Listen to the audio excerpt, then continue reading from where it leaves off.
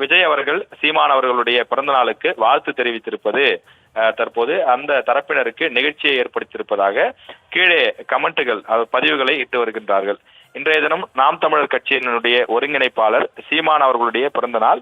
பல்வேறு தலைவர்களும் அவருக்கு வாழ்த்து தெரிவித்து வரக்கூடிய நிலையில் விஜய் அவர்கள் வாழ்த்து தெரிவிப்பாரா இல்லையா என்று ஒரு கேள்வி இருந்து வந்தது.